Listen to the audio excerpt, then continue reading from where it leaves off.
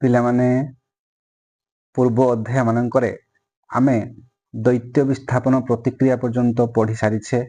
ଆଜି ଆମେ ଦଶମ ଶ୍ରେଣୀର ପ୍ରଥମ ଅଧ୍ୟାୟ ଭୌତିକ ବିଜ୍ଞାନର ପ୍ରଥମ ଅଧ୍ୟାୟ ରାସାୟନିକ ପ୍ରତିକ୍ରିୟା ଓ ରାସାୟନିକ ସମୀକରଣର ଜାରଣ ପ୍ରତିକ୍ରିୟା ପଢ଼ିବା।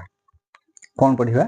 ଜାରଣ ପ୍ରତିକ୍ରିୟା ବା ଅକ୍ସିଡେସନ ରିଆକ୍ସନ।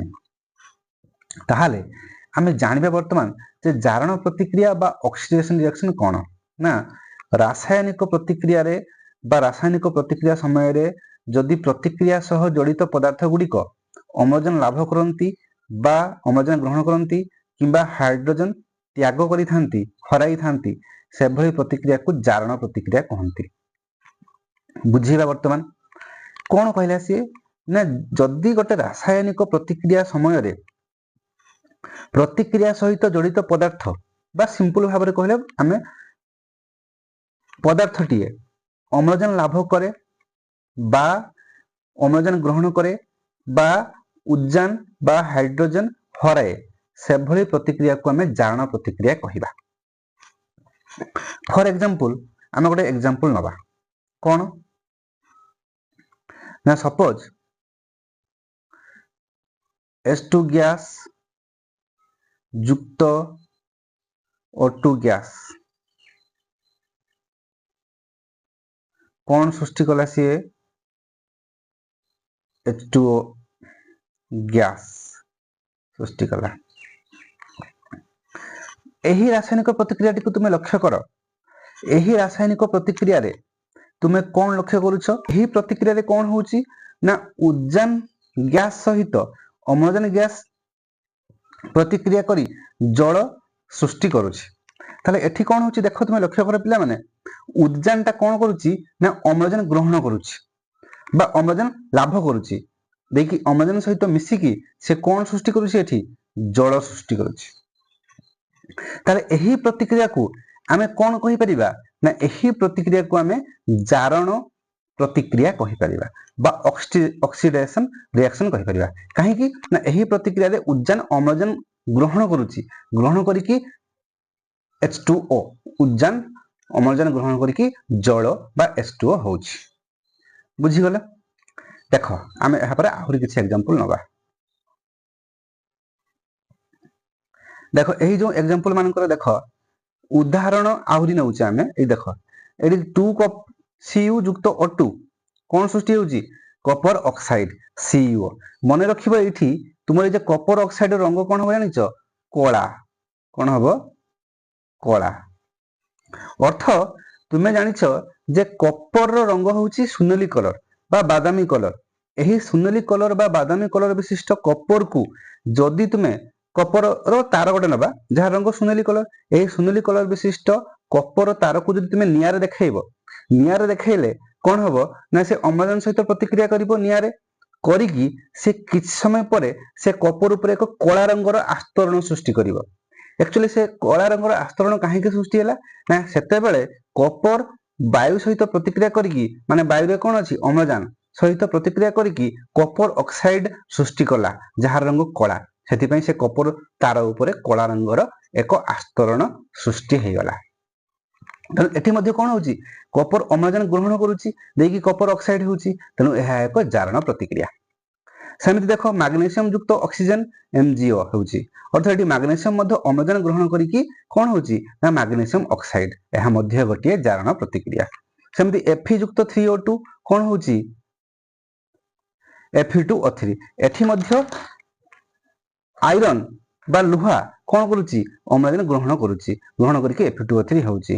ସେମିତି କାର୍ବନ ଯୁକ୍ତ O2, କାର୍ବନ ଯୁକ୍ତ O2 ଏଠି ଦେଖ ସେମିତି କ'ଣ ହେଉଛି? ନା କାର୍ବନ ଯୁକ୍ତ ଅକ୍ସିଜେନ କ'ଣ ହେଉଛି? CO2 carbon dioxide.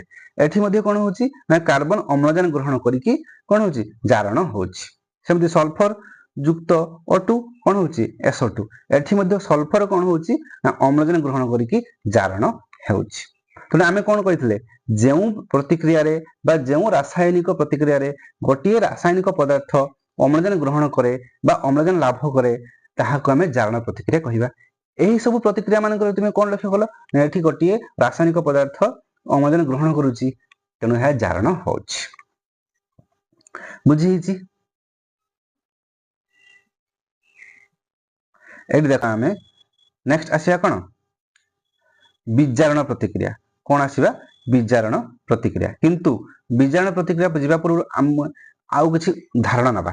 କଣ ଧାରଣା ନେବା ଦେଖ ଏଇଠି ଆମେ ସେଇ ଏକ୍ସାମ୍ପଲଟିକୁ ଲେଖିବା ଆଉ ଥରେ। କଣ ସପୋଜ କପର ସଲିଡ ଯୁକ୍ତ O2 ଗ୍ୟାସ କଣ ସୃଷ୍ଟି କଲା କପର ଅକ୍ସାଇଡ। এটা হচ্ছে কপর যার রঙ সুনেলি কলর, অক্সিজেন তো তুমি বাইরে আছে জানিছ। কপর অক্সিজেন সহিত প্রতিক্রিয়া করে কোন সৃষ্টি করছে কপর অক্সাইড সলিড সৃষ্টি করছে যাହାର রঙ কোন কলা। যাହାର রঙ হচ্ছে তোমার কলা। তাহলে এইটি কিয়ে কোন করুଛି ଦେଖିବା এইটি কপর কোন করুଛି অম্লজান গ্রহণ করুଛି। এটি কপর কোন করুଛି অম্লজান গ্রহণ করুଛି। তেଣୁ এটি মনে ରଖିବ ପିଲାମାନେ যদি এটি অম্লজান গ্রহণ হଉଛି তাহলে জারণ প্রতিক্রিয়া তুমি অলরেডি জানি যাইছ। কিন্তু এটি কোন হଉଛି কপর অম্লজান গ্রহণ করুଛି। তেଣୁ কপর কোন হଉଛି এଠି জারণ ହେଉଛି। ଏହି ଜାରଣ ପ୍ରତିକ୍ରିୟାରେ କପର କଣ ହେଉଛି ଜାରଣ ହେଉଛି। ଜାରଣ ହେଉଛି ମାନେ କିସ ମନେ ରଖିବ କିଏ ଜାରଣ ହେଉଛି ନା ଯିଏ ଅମ୍ଳଜାନ ଗ୍ରହଣ କରୁଛି ସିଏ ଜାରଣ ହେଉଛି। ଏଠାରେ କପର ଅମ୍ଳଜାନ ଗ୍ରହଣ କରୁଛି ସେଥିପାଇଁ ଅମ୍ଳଜାନ ଗ୍ରହଣ କରୁଥିବାରୁ କପର କଣ ହେଉଛି ଜାରଣ ହେଉଛି। ଆଉ ଗୋଟେ କଥା ଦେଖ ଏଠି କପରକୁ ଅମ୍ଳଜାନ ଦଉଛି କିଏ ନା ନିଜେ ଅମ୍ଳଜାନ O2 କଣ କରୁଛି କପରକୁ ଅମ୍ଳଜାନ ଦଉଛି। ନିଜେ ଅମ୍ଳଜାନ O2 କଣ କରୁଛି କପରକୁ ଅମ୍ଳଜାନ ଦେଉଛି। ସେଥିପାଇଁ ଆମେ ଅମ୍ଳଜାନକୁ କଣ କହିବା ଜାରଣରେ ସହାୟକ ପଦାର୍ଥ। ଏ ଅମ୍ଳଜାନକୁ କଣ କହିବା ଆମେ ଜାରଣରେ ସହାୟକ ପଦାର୍ଥ। ତାହେଲେ ଆମେ ଜାରଣରେ ସହାୟକ ପଦାର୍ଥ ବା ଏହାକୁ ଗୋଟିଏ ଶବ୍ଦରେ କହିବା ଆମେ ଜାରକ। ଗୋଟିଏ ଶବ୍ଦରେ କଣ କହିବା ଜାରକ। ତେଣୁ ପରୀକ୍ଷାରେ ପଡେ ଯେ ଜାରକ ବା ଜାରଣରେ ସହାୟକ ପଦାର୍ଥ କାହାକୁ କୁହନ୍ତି ନା ଜାରକ ବା ଜାରଣରେ ସହାୟକ ପଦାର୍ଥ ହେଉଛି ଯିଏ ରାସାୟନିକ ପ୍ରତିକ୍ରିୟାରେ ଗୋଟିଏ ପଦାର୍ଥକୁ ଅକ୍ସିଜେନ ଦିଏ ସେ ହେଉଛି ଜାରଣରେ ସହାୟକ ପଦାର୍ଥ ବା ଜାରକ। ଯେମିତି ଏହି ପ୍ରତିକ୍ରିୟାରେ O2 ନିଜେ କପରକୁ ଅମ୍ଳଜାନ ଦଉଛି ତେଣୁ ସିଏ ହବ ଜାରଣରେ ସହାୟକ ପଦାର୍ଥ ବା ଜାରକ। ଏବଂ ଜାରଣ ହେଉଛି କିଏ ନା ଯିଏ ଅମ୍ଳଜାନ ଗ୍ରହଣ କରୁଛି। ଏହି ପ୍ରତିକ୍ରିୟାରେ ଅମ୍ଳଜାନ ଗ୍ରହଣ କରୁଛି କିଏ ନା କପର ଅମ୍ଳଜାନ ଗ୍ରହଣ କରୁଛି ତେଣୁ ଏଠି କପର ହେଉଛି ଜାରଣ ହେଉଛି। ବୁଝିଗଲା। ଏବେ ଆସିବା ଉତ୍ପାଦ ପଟକୁ ଆସିବା। ଦେଖ ଏଠି କପର ଅମ୍ଳଜାନ ଗ୍ରହଣ କରିକି କଣ ସୃଷ୍ଟି କରିଛି ନା କପର ଅକ୍ସାଇଡ ସୃଷ୍ଟି କରିଛି। କପର ଅକ୍ସାଇଡ ସୃଷ୍ଟି କରିଛି। ତେଣୁ ଯେତେବେଳେ କପର ଅକ୍ସାଇଡ ସୃଷ୍ଟି ହେଇଗଲା ଅମ୍ଳଜାନ ଗ୍ରହଣ କଲା କପର ଦେଇକି କପର ଅକ୍ସାଇଡ ସୃଷ୍ଟି କଲା ଇଏ ହେଇଯିବ କିସ ନା ଜାରିତ ପଦାର୍ଥ। ମନେ ରଖିବ ଇଏ ହେଇଯିବ ତୁମର ଜାରିତ ପଦାର୍ଥ। ତେଣୁ ଆଉ ଥରେ ଲେଖିବା କଣ କପର ଯୁକ୍ତ O2 ଗ୍ୟାସ କଣ ସୃଷ୍ଟି ହେଲା କପର ଅକ୍ସାଇଡ ସଲିଡ। এই যে কপর অক্সাইড সলিডକୁ ଆମେ କଣ କହିବା ନା ଜାରିତ ପଦାର୍ଥ। ଜାରିତ ପଦାର୍ଥ। ତାହେଲେ ମନେ ରଖିବ ପିଲାମାନେ ଜାରିତ ପଦାର୍ଥ କାହାକୁ କହିବା ନା ଯିଏ অলরেডি ସୃଷ୍ଟି ହେଇଛି ଜାରଣ ଯୋଗୁ ମାନେ ଏଠି କପର ଅମ୍ଳଜାନ ଗ୍ରହଣ କରିକି ଜାରଣ ହେଇକି କଣ ସୃଷ୍ଟି କରିଛି ସିଏ ନା କପର ଅକ୍ସାଇଡ ବା ଜାରିତ ପଦାର୍ଥ ସୃଷ୍ଟି କରିଛି। ତେଣୁ ଆମେ ଜାରଣ ପ୍ରତିକ୍ରିୟାରେ ଆମେ ଏହି ସବୁ ଜିନିଷକୁ ମନେ ରଖିବା। କଣ ନା ଜାରଣ ପ୍ରତିକ୍ରିୟା କାହାକୁ କୁହନ୍ତି ନା ଯେଉଁ ପ୍ରତିକ୍ରିୟାରେ ଗୋଟିଏ ରାସାୟନିକ ପଦାର୍ଥ ଅମ୍ଳଜାନ ଗ୍ରହଣ କରେ ସେହି ପ୍ରତିକ୍ରିୟାକୁ ଜାରଣ ପ୍ରତିକ୍ରିୟା କହନ୍ତି। ଏଠି କପର ଅମ୍ଳଜାନ ଗ୍ରହଣ କରୁଛି ତେଣୁ ଏଠି ଏବଂ କପର ଅକ୍ସାଇଡ ସୃଷ୍ଟି କରୁଛି ତେଣୁ ଏହା ଗୋଟିଏ ଜାରଣ ପ୍ରତିକ୍ରିୟା। ଏବଂ ଏଠି କପର ଯେହେତୁ ଅମ୍ଳଜାନ ଗ୍ରହଣ କରୁଛି ତେଣୁ ସିଏ ହେଉଛି ଜାରଣ ହେଉଛି। କଣ ହେଉଛି ସିଏ ମୁଁ କହିଯାଇଛି ଅଲରେଡି ଜାରଣ ହେଉଛି। ଅମ୍ଳଜାନ ଦଉଛି କିଏ କପରକୁ ନିଜେ O2 ଅମ୍ଳଜାନ ଦଉଛି ସେଥିପାଇଁ ସିଏ କଣ ନା ଜାରକ ବା ଜାରଣରେ ସହାୟକ ପଦାର୍ଥ ବା ଜାରକ ଯିଏ ଅମ୍ଳଜାନ ଦିଏ गोटे मौलिक को सी हूँ जारक बा जारण सहायक पदार्थ एवं जो नूतन पदार्थ सृष्टि है जारण है सी है जारित पदार्थ ये कौन सृष्टि सीओ सृष्टि तेणु सी हो जारित पदार्थ बुझीला। एबे आसीबा आमे विजारण प्रतिक्रिया कौन आसीबा ना विजारण प्रतिक्रिया। ताले देखो विजारण प्रतिक्रिया कौन ना मन रख पिला माने विजारण प्रतिक्रिया होची तुमर जारण प्रतिक्रिया रो ओलटा। विजारण प्रतिक्रिया होची तुमर कोन ना जारण प्रतिक्रिया रो ओलटा। ताले पढिबा ना जेउ रासायनिक प्रतिक्रिया रे प्रतिक्रिया सहित जड़ित पदार्थ गुडी को हाइड्रोजन लाभ करंती किंबा ग्रहण करंती एवं अम्लजान हराई थांती आमे सेही भलिया प्रतिक्रिया को विजारण प्रतिक्रिया कहबा। आमे एठी उद्जान कथा नबानी आमे प्रथमे एठी नउचे कोन ना अम्लजान कथा नउचे अम्लजान अनुसार करिबा। जो प्रतिक्रिया रे गोटे मौलिक अम्लजान हराए सेठी अम्लजान थिला कि ग्रहण होउतला जारण एठी हबो अम्लजान हराइबा तेणु बा उद्जान ग्रहण करिबा ताहाको आमे कोन कहबा विजारण प्रतिक्रिया कहबा।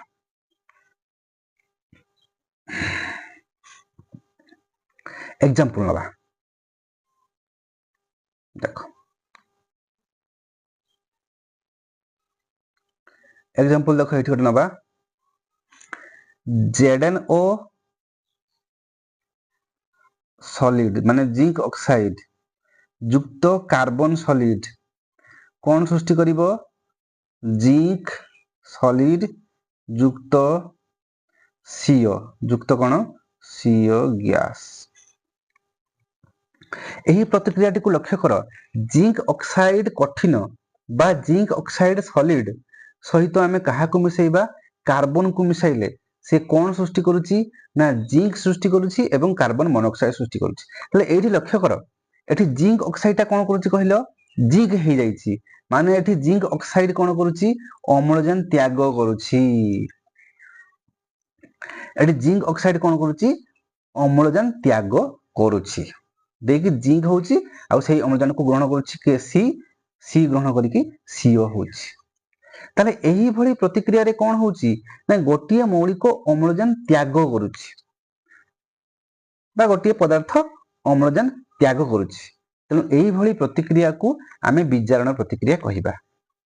तेणु जो रासायनिक प्रतिक्रिया रे गोटिए पदार्थ अम्लजान त्याग करे ताहाको आमे विजारण प्रतिक्रिया कहिबा बा आउ गोटे अर्थ रे कहिबा उद्जान को नेकी कहिले जो प्रतिक्रिया रे गोटिए मौलिक उद्जान ग्रहण करे बा अम्लजान त्याग करे आमे ताहाको विजारण प्रतिक्रिया कहिबा। आमे एठी अम्लजान को नेकी करिछु अम्लजान से त्याग करूछि उद्जान को नेकी मध्ये आमे या परवर्ती एग्जांपल ले बुझिबा। ताले एठी कोन होची देखो किछि फैक्ट आमे पढिबा एहा तो विजारण प्रतिक्रिया बुझिलो कना जिंक ऑक्साइड अम्लजान त्याग करूछि ओ एठी कोन होची ना जिंक ऑक्साइड कौन होची ना अम्लजान त्याग करूची अर्थ एठी जिंक ऑक्साइड कौन होची ना विजारण हेउची जिंक ऑक्साइड कौन होची विजारण हेउची काहे कि जे अम्लजान त्याग करूची सिए विजारण हेउची एठी जिंक ऑक्साइड निजे अम्लजान त्याग करूची सेति पई से विजारण हेउची एवं एठी अम्लजान त्याग करिबारे सहाय्य करूची किए बा से अम्लजान को नौची किए ना से अम्लजान को नौची कार्बन नहीं जाउची एठी से अम्लजान को नौची किए कार्बन तन एठी कार्बन किस हबो जेहेतु से अम्लजान को से नहीं जाउची तन एठी कार्बन हि जिवो किस ना विजारण रे सहायक पदार्थ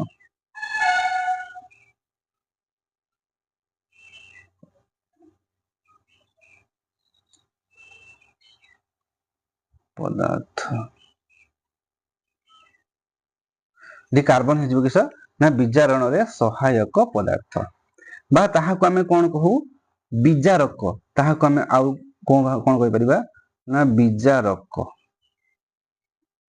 ताले मन रखिबो विजारक बा विजारण रे सहायक पदार्थ हमें काहा को कहिबा ना जिए रासायनिक प्रतिक्रिया रे गोटिए यौगिक पाखरु अम्लजान को नहीं जीवो बा अम्लजान को त्याग करिबारे सहायता करिवो त्याग करिया सहायता करिया माने से ता पाखरु अम्लजान ता नहीं जीवो तरे से यौगिकटी अम्लजान त्याग करिवो तेणु एठी अम्लजान त्याग करिया सहायता करूछि कि ना कार्बन निजे अम्लजान ता नहीं जाउछि पाखरु सेति कार्बन हे जो विजारण रे सहायक पदार्थ बा विजारक एवं ZnO कोन हैला ना से अम्लजान त्याग करूछि सेति पई से विजारण हेउछि एवं एठी विजारण हेइ कि से कोन हे जाइछि ना जिंक हे जाइछि से विजारण हे कि कोन हे जाइछि जिंक हे जाइछि त म आउथले लिखुछि ZnO सॉलिड युक्त कार्बन सॉलिड कौन होची Zn होची सॉलिड युक्त CO गैस। एटी तुमको मु कहिछि ZnO टा विजारण हेउछि कार्बन कोन करूछि अम्लजान नै जाउछि ता पाखरु माने ZnO को अम्लजान त्याग करबा सहायता करूछि हेथि पई कार्बन हला विजारक बा विजारण रे सहायक पदार्थ एवं एठी ZnO अम्लजान त्याग करिकि बा विजारण हेकि कोन हे जाइछि Zn हे जाइछि हेथि पई सी हे जिवो किस विजारित पदार्थ सी हे जिवो कोन विजारित पदार्थ हेथि पई सी हे जिवो विजारित पदार्थ एटी सीओ विजारित पदार्थ हबो नाही कारण ZnO विजारण होउछि अम्लजान से त्याग करूछि सेति पई ZnO विजारण हेकि Zn हे जाइछि सेति पई Zn हे जिवो किस विजारित पदार्थ बुझी परछ ना तेणु एही भलिया प्रतिक्रिया को हम कोन कहिला ना विजारण प्रतिक्रिया एवं ए जोन टर्म सब मने रखिबा बुझी छि हम आउ किछि विजारण प्रतिक्रिया आलोचना करिबा देखो ए जोन देखले Zn युक्त C कोन हे गला Zn युक्त CO 2Fe2O3 युक्त C हेले किस 4Fe युक्त 3CO2 एठी किस हला Fe2O3 टा अम्लजान त्याग करूची देकी Fe होउची एई Fe2O3 टा कोन होउची अम्लजान त्याग करिकि Fe होउची तने Fe2O3 एठी कोन हबो ना विजारण हेउची एवं 3C कोन हबो 3C काहा को रूपांतरित होईची 3CO2 को Fe2O3 काहा को रूपांतरित होईची Fe को अर्थ एठी Fe2O3 अम्लजान त्याग करूची सेति पई Fe2O3 विजारण हेउची एवं सेही अम्लजान को नउची किए C नउची अर्थ से अम्लजान नउची माने यहा को त्याग करबा सहायता करूची अम्लजान त्याग करबा सहायता करूची त से विजारक बा विजारण रे सहायक पदार्थ एवं से हे जाउची किस 3CO2 एवं एठी Fe2O3 अम्लजान त्याग करी कोन हे जाउची Fe अर्थ ये होची विजारित पदार्थ के Fe रा होची विजारित पदार्थ बुझियला एही सब होची आमे उज्जान को नै करबा आमे कोन कहथि उज्जान ग्रहण हेले मध्ये विजारण होची एठी लक्ष्य करो S2 युक्त I2 2Hi एठी I2 जो थिला एठी I2 जो थिला I2 कोन करछि उज्जान ग्रहण करछि I2 उज्जान ग्रहण करके Hi हेछि अर्थ एठी I2 उज्जान ग्रहण करछि माने एठी I2 विजारण हेउछि से उज्जान ग्रहण करछि देखि Hi हेछि Hi टा कोन होबो एठी विजारित पदार्थ एवं S2 कोन होबो जेहेतु S2 उज्जान जोग करे सहायता करछि त S2 होबो विजारण रे सहायक पदार्थ बा विजारक सेमति S2 युक्त Cl2 कोन हे जिवो 2HCl ओके ए सब जिनिस मन रखिबो पेला माने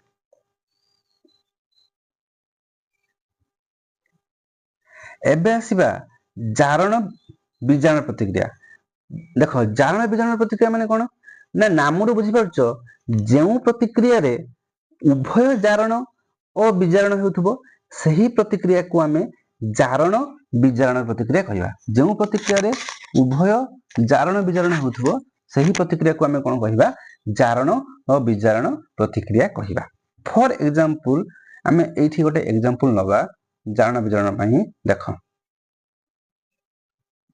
एठी देखो सपोज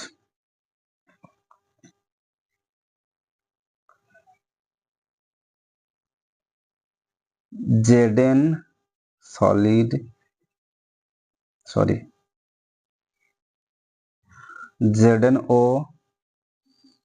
solid युक्त C solid कोन उत्पन्न कला से Zn solid युक्त CO गैस एही प्रतिक्रिया को लक्ष्य करो आमे प्रथमे देखिबा जिंक ऑक्साइड ता कोन करूची अम्लजान त्याग करूची देकी जिंक हे जाउची अर्थ एठी जिंक ऑक्साइड रो जेहेतु अम्लजान त्याग होउची माने एठी विजारण होउची बुझियला किंतु एठी आ गोटे कथा लक्ष्य करो सी बा कार्बन कोन करूची कहिलो कार्बन अम्लजान ग्रहण करूची जिंक ऑक्साइड पाखरु देकी कोन हेची CO हेची अर्थ एठी अम्लजान भी ग्रहण होउची अम्लजान भी त्याग होउची जेमिति का जिंक ऑक्साइड अम्लजान त्याग करूची देकी जिंक होउची कार्बन अम्लजान ग्रहण करूची देकी CO होउची अर्थ एठी उभय अम्लजान त्याग और अम्लजान ग्रहण होउची अर्थ उभय विजारण एवं अम्लजान ग्रहण माने जारण होउची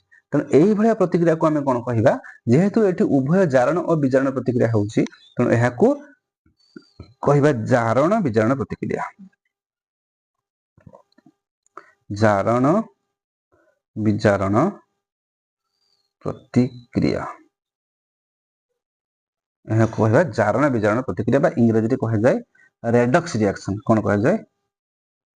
ରେଡକ୍ସ ରିଆକ୍ସନ କୁହାଯାଏ। ମନେ ରଖିବ, ଏହାକୁ ଜାରଣ ବିଜାରଣ ପ୍ରତିକ୍ରିୟା ବା ଇଂରାଜୀରେ କ'ଣ କୁହାଯାଏ? Redox reaction. ମନେ ରହିଲା? ତାହେଲେ ଆମେ ଏଠି ସେ ଟର୍ମ ଗୁଡାକ ଭଲକି ଦେଖିବା। କ'ଣ ଦେଖିବା? ଏଠି ମତେ ତୁମେ କହିବ ଯେ ଏଠି ବିଜାରଣ ହେଉଛି କିଏ? ନିଶ୍ଚିତ ଭାବରେ ବିଜାରଣ ହେଉଛି କିଏ? ଜିଙ୍କ ଅକ୍ସାଇଡ ସେ ଅମ୍ଳଜାନ ତ୍ୟାଗ କରୁଛି, ଅର୍ଥ ସେ ବିଜାରଣ ହେଉଛି। ତାହେଲେ ଆମେ ପ୍ରଥମ କଥା ହବ ବିଜାରଣ ହେଉଛି କିଏ? ନା ଜିଙ୍କ ଅକ୍ସାଇଡ।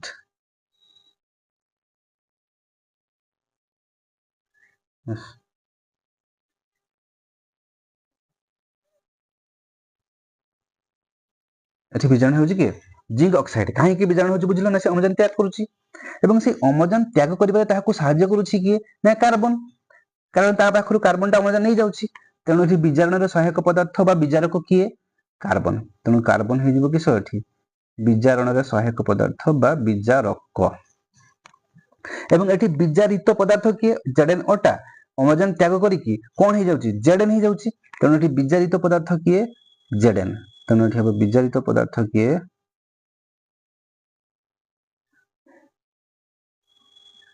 Zn। ବୁଝିହେଲା? ଏଇଟା ହେଲା ବିଜାରଣର ଜିନିଷ ଗୁଡାକ ଆମେ ପଢିଲେ। ତାପରେ ଆସିବା କାର୍ବନ ପାଖକୁ ଆସ। ଏଠି କାର୍ବନ କ'ଣ କରୁଛି? ଅମ୍ଳଜାନ ଗ୍ରହଣ କରୁଛି ZnO ପାଖରୁ। ତେଣୁ ଏଠି କାର୍ବନ କିସ ହେଇଯିବ? ନା ଜାରଣ ହେଉଛି। କାର୍ବନ କ'ଣ ହେଇଯିବ? ଜାରଣ ହେଉଛି। ତେଣୁ ଏଠି ଦେଖ କାର୍ବନ ହେଇଯିବ ଅମ୍ଳଜାନ ଗ୍ରହଣ ଯେହେତୁ କରୁଛି ZnO ପାଖରୁ, ତେଣୁ କାର୍ବନ ହେଉଛି କିସ? ଜାରଣ ହେଉଛି। ହଉ, ZnO ଏଠି କ'ଣ କରୁଛି? ଅମ୍ଳଜାନ ତ୍ୟାଗ କରୁଛି କାହାକୁ? କାର୍ବନକୁ। ଅର୍ଥ ZnO ଅମ୍ଳଜାନ ଦଉଛି କାର୍ବନକୁ, ଅର୍ଥ କାର୍ବନକୁ ସିଏ କ'ଣ କରୁଛି? ଅମ୍ଳଜାନ ଗ୍ରହଣ କରିବାରେ ସାହାଯ୍ୟ କରୁଛି। ତେଣୁ ଏଠି ଜାରଣ ହେଇଯିବ କିସ? ନା ଜାରଣର ସହାୟକ ପଦାର୍ଥ ବା ଜାରକ। ଜାରକ ବା ଜାରଣର ସହାୟକ ପଦାର୍ଥ। ଆମେ ଜାରଣର ସହାୟକ ପଦାର୍ଥ ବା ଜାରକ କାହାକୁ କହିବା? ଯିଏ ଅମ୍ଳଜାନ ଗ୍ରହଣ କରିବାରେ ସାହାଯ୍ୟ କରେ। ନିଶ୍ଚିତ ଭାବରେ ଏଠି ZnO କ'ଣ କରୁଛି? ଅମ୍ଳଜାନ ଦଉଛି କାର୍ବନକୁ, ଅର୍ଥ ସେ କାର୍ବନକୁ ଅମ୍ଳଜାନ ଗ୍ରହଣ କରିବାରେ ସାହାଯ୍ୟ କରୁଛି, ସେଥିପାଇଁ ସେ ଜାରକ। ଏବଂ ଏଠି କାର୍ବନ ଅମ୍ଳଜାନ ଗ୍ରହଣ କରିକି ମାନେ ଜାରଣ ହେଇକି କ'ଣ ହେଇଛି? କାର୍ବନ ମନୋକ୍ସାଇଡ, ଅର୍ଥ କାର୍ବନ ମନୋକ୍ସାଇଡ କିସ ହବ? ଜାରିତ ପଦାର୍ଥ। ତେଣୁ ତୁମେ ବୁଝିପାରୁଛ ଜାରଣ ବିଜାରଣ ପ୍ରତିକ୍ରିୟାରେ ତୁମେ ସବୁ ଚିହ୍ନିବାକୁ ଦରକାର, ଚିହ୍ନି ପାରିବା ଦରକାର ଯେ ଜାରଣ ବିଜାରଣ ପ୍ରତିକ୍ରିୟାରେ କିଏ ଜାରଣ ହେଉଛି, କିଏ ବିଜାରଣ ହେଉଛି, କିଏ ଜାରଣରେ ସାହାଯ୍ୟ କରୁଛି ବା ସହାୟକ ପଦାର୍ଥ ବା ଜାରକ, କିଏ ବିଜାରଣରେ ସାହାଯ୍ୟ କରୁଛି ବା ବିଜାରଣର ସହାୟକ ପଦାର୍ଥ ବା ବିଜାରକ, କିଏ ଜାରିତ ପଦାର୍ଥ, କିଏ ବିଜାରିତ ପଦାର୍ଥ। ଏଇ ଯେଉଁ 6ଟି ଟର୍ମ ମନେ ରଖିବ, ଚିହ୍ନିବାକୁ ଚେଷ୍ଟା କରିବ, ଏକ୍ସାମ୍ପଲ ସବୁ କରିବ। ମୁଁ ଭାବୁଛି ତୁମେମାନେ ଜାରଣ ବିଜାରଣ ପ୍ରତିକ୍ରିୟା ମଧ୍ୟ ବୁଝି ସାରିଛ। ଏହାପରେ ଆସିବା ଜାରଣ ବିଜାରଣ ପ୍ରତିକ୍ରିୟାର ପାର୍ଥକ୍ୟ। ମୁଁ ତମକୁ ଅଲରେଡି କହିଯାଇଛି ଜାରଣ ବିଜାରଣ ପ୍ରତିକ୍ରିୟାର ପାର୍ଥକ୍ୟ କ'ଣ? କାହାକୁ ଜାରିତ ପଦାର୍ଥ କୁହାଯାଏ, କାହାକୁ ବିଜାରିତ ପଦାର୍ଥ କୁହାଯାଏ, କାହାକୁ ଜାରକ କୁହାଯାଏ, କାହାକୁ ବିଜାରକ କୁହାଯାଏ, କାହାକୁ କିଏ ଜାରଣ ହେଉଛି, କିଏ ବିଜାରଣ ହେଉଛି, ଜାରଣ ପ୍ରତିକ୍ରିୟାର ସଂଜ୍ଞା କ'ଣ, ବିଜାରଣ ପ୍ରତିକ୍ରିୟାର ସଂଜ୍ଞା କ'ଣ। ତୁମେ ଏହି ଜାରଣ ପ୍ରତିକ୍ରିୟା ଓ ବିଜାରଣ ପ୍ରତିକ୍ରିୟାର ପାର୍ଥକ୍ୟକୁ ସ୍କ୍ରିନଶଟ ନେଇଯିବ, ନେଇକି ଏବଂ ଏହି ଏକ୍ସାମ୍ପଲ ଯେଉଁ ଦେଇଛି ଆଉ ଥରେ ଭଲକି ଦେଖିବ, ସ୍କ୍ରିନଶଟ ନେଇକି ଚେଷ୍ଟା କରିବ ବୁଝିବା ପାଇଁ। ମୁଁ ଅଲରେଡି ତୁମକୁ ବୁଝେଇ ଦେଇଛି ଏହି ଭିଡିଓରେ। ଓକେ, ଏହାପରେ ଆସିବା ଦୈନନ୍ଦିନ ଜୀବନରେ ଜାରଣ ପ୍ରତିକ୍ରିୟା। ମୁଁ ଭାବୁଛି ଆଜି ଏତିକି ଥାଉ, ଆଜି ଆଉ ପଢିବାନି ଆଗକୁ। ଆଉ ଗୋଟେ ପିରିୟଡ ନବା ଆସନ୍ତା କାଲିକୁ ଦେଇକି ଆମେ ଏହି ବିଷୟଟିକୁ ସାରିବା। ଆଜି ଏତିକି ଥାଉ।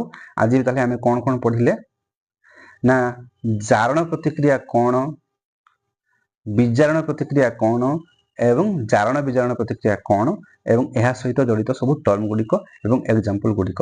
ତୁମେମାନେ ଏହି ଭିଡ଼ିଓକୁ 2-3 ଥର ଦେଖିବ, ତାପରେ ବୁଝିପାରିବ, ତାପରେ ତୁମେ ବହି ପଢ଼ିବ ଏହି ଟପିକଟାକୁ ବହିରେ, ତାପରେ ସର୍ଟ ନୋଟ୍ କରିବ।